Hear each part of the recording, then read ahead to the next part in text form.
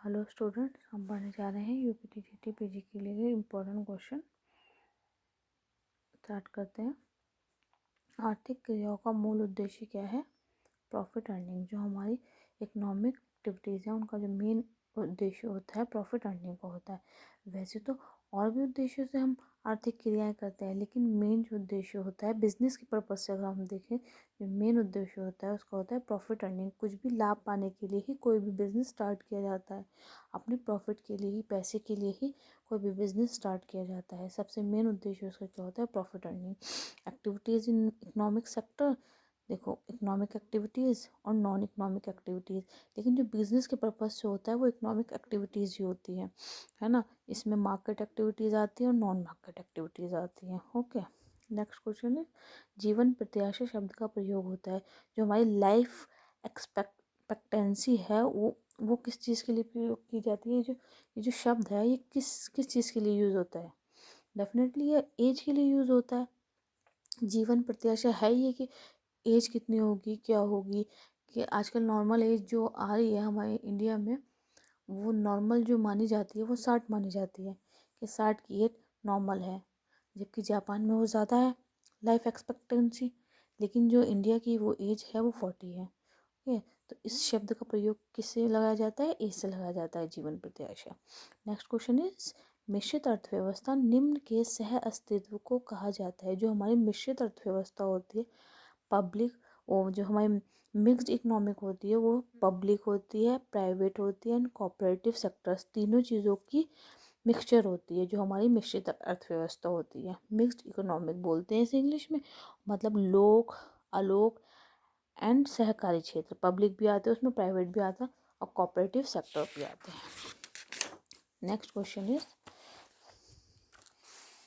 निम्न में कौन सा बाजार पर्यावरण मुद्दा नहीं है? मतलब हमारा जो मार्केट इन्वायरमेंट इशू नहीं है वो कौन सा नहीं है? इन्वायरमेंटल प्रोटेक्शन एनालिसिस, बाजार अंतर्वर्ती विश्लेषण जो है हमारे बाजार पर्यावरण का मुद्दा नहीं है। नेक्स्ट क्वेश्चन इज, उपभोक्ता संरक्षण अधिनियम में विवाद निवारण तंत्र स्तरीय हैं। जो हमारे उपभोक्ता संरक्षण अधिनियम है उनमें विवाद निवारण तंत्र कौन कौन से होते हैं? एक होता है, फर्स्ट होता है डिस्ट्रिक्ट, सेकंड स्टेज होती है स्टेट, थर्ड होती है नेशनल। और इन तीनों के बाद अगर इन तीनों से भी वो नहीं होता ना, वो जो उपभोक्ता संरक्षण अधिनियम जो विवाद होते हैं अगर इनसे भी सॉल्व नहीं होते ना, तो इसके बाद वो इसके ऊपर अगर कहीं कहीं और जाना चाहेगा तो वो सुप्रीम कोर्ट में जाता है। अगर इन तीनों से भी वो सॉल्व नहीं होता है, जो उपभोक्ता संरक्षण अधिनियम में जो विवाद होता है। और उपभोक्ता संरक्षण अधिनियम की जो एज होती है 65 होती है, स्टेट का होता है 67 और नेशनल का होता है 70। और डिस्ट्रिक्ट की जो इन वो होती है, रेट होता है रुपीज़ का अप टू 1 करोड़ होता है, स्टेट का होता है 1 से लेके 10 करोड़ तक, और नेशनल का होता है अबव 10 करोड़। ओके, तो कितने स्तर होते हैं उपभोक्ता संरक्षण अधिनियम के? 3 स्तर होते हैं उपभोक्ता संरक्षण अधिनियम के विवाद निवारण के। ठीक है, next question is, the primary purpose of preparing a trial balance is to. जो हमारा प्राइमरी पर्पस होता है ट्रायल बैलेंस बनाने का, सबसे मेन पर्पस क्या होता है? स्टार्टिंग वाला पर्पस क्या होता है? नॉर्मली इंश्योर होता है, ensure that total debits equal total credits. जो हमारा ट्रायल बैलेंस होता है सबसे, जो उसको वो चेक करवाता है, मतलब उसको बनाने के लिए हम बनाते हैं उसको इसलिए हैं ताकि हम डेबिट और क्रेडिट्स जो टोटल होता है उनको चेक कर पाएँ कि वो इक्वल है या नहीं। उन दोनों की क्वालिटी चेक करता है और अर्थमेटिकली एक्यूरेसी चेक करता है कि इसकी एक्यूरेसी जो है वो ठीक है या नहीं। नेक्स्ट क्वेश्चन इज, तेंदुलकर समिति से संबंधित है। जो हमारी तेंदुलकर समिति है वो किस चीज़ से संबंधित है? पॉवर्टी से। किससे? पॉवर्टी एस्टिमेशन से, मतलब निर्धनता आकलन से हमारी तेंदुलकर समिति संबंधित है। ये जो पॉवर्टी डाटा होता है, अनएम्प्लॉयमेंट डाटा होता है, ये कहाँ किसके रिगार्डिंग प्रोवाइड किया जाता है? CSO के। ठीक है, जिसकी फुल फॉर्म होती है सेंट्रल स्टैटिस्टिकल ऑर्गेनाइजेशन। ठीक है, नेक्स्ट क्वेश्चन है, FEMA was implemented in the year. कौन सी ईयर में फेमा इम्प्लीमेंट हुई थी इन इंडिया? 2000 में फेमा इंडिया में इम्प्लीमेंट हुआ था। नेक्स्ट क्वेश्चन है, भारत संचार निगम लिमिटेड की नवीन दूरसंचार नीति के अधीन वर्ष में स्थापित किया गया था। कौन से वर्ष में स्थापित किया गया था भारत संचार निगम लिमिटेड? 2000 में। नेक्स्ट क्वेश्चन है, उदारीकरण में सम्मिलित नहीं है। जो हमारा लिबरलाइजेशन है उसमें सम्मिलित क्या नहीं है? लोक क्षेत्र का प्रमुख भूमिका। यह निजीकरण में था, ये उदारीकरण में नहीं। जो हमारा निजीकरण था, डिसइन्वेस्टमेंट, उसमें सम्मिलित था लोक क्षेत्र का प्रमुख भूमिका। उदारीकरण में इसको सम्मिलित नहीं किया गया था। अगर विक्रय 8 लाख है और विक्रय लागत 4,80,000 है, तो हमारा परोक्ष व्यय 1,20,000 हो तो शुद्ध लाभ अनुपात निकालना है, हमें नेट प्रॉफिट रेशियो निकालना है। नेट प्रॉफिट रेशियो का हमें फॉर्मूला पता होगा तो इजीली निकला जा सकता है। इसका फॉर्मूला है net profit ratio equal to net profit upon net sales into 100। Net profit कितना दिया हुआ है हमारा? नेट प्रॉफिट हमारा दिया हुआ नहीं है।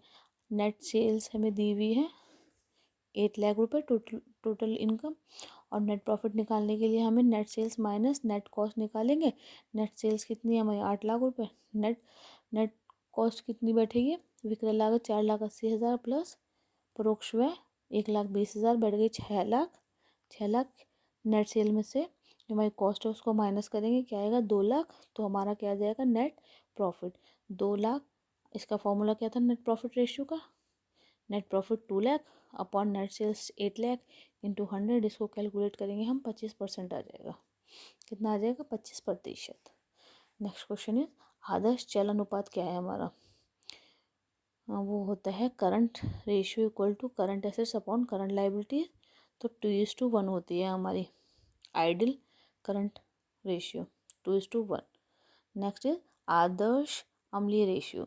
जो हमारा आदर्श अम्लीय अनुपात होता है quick assets upon current liabilities equal to 1/1। 1:1 होता है हमारा आदर्श आइडियल एसिड टेस्ट रेशियो, होता है 1:1। और जो हमारा आइडियल करंट रेशियो होता है वो होता है 2:1। और अम्लीय, अगर आदर्श अम्ल परीक्षण अनुपात आएगा तो 1:1। नेक्स्ट इज दिया है हमें चल संपत्तियाँ दी हुई हैं और चल दायित्व दिए हुए हैं। ईयर दिया हुआ है 2014 और 2015। हमें कार्यशील पूंजी में कमी निकालनी है। ठीक है, इसको कैलकुलेट करने के लिए पहले हमें वर्किंग कैपिटल का फॉर्मूला पता होना चाहिए। Working capital current assets minus current liabilities. इस साल का 5 था, चेंजेस लाइबिलिटीज़ 20 थी, तो 1,80,000 था इसका हमें। नेक्स्ट ईयर का 360 था और इसका लाइबिलिटीज़ थी 4 लाख, इनका ये था। इन दोनों का निकाल के हम उसको ऐड कर देंगे, हमारा आ गया 2,20,000। तो क्या निकलेगी हमारी कार्यशील पूंजी में जो कमी होगी वो कितनी होगी?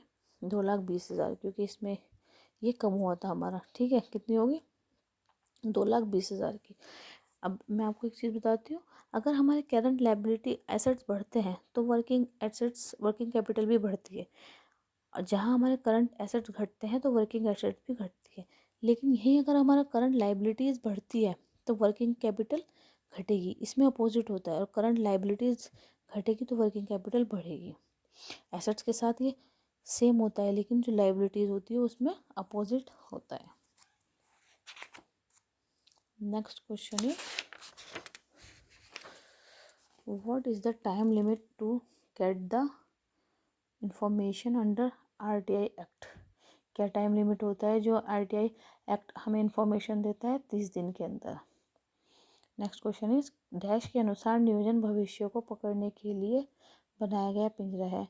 किसने कहा है कि नियोजन भविष्य को पकड़ने के लिए बनाया गया पिंजरा है? ये हमारे एलएनजी ने कहा है, और ये बहुत बार एग्जाम्स में पूछा गया क्वेश्चन है, कई बार रिपीट हो सकता है, हुआ है।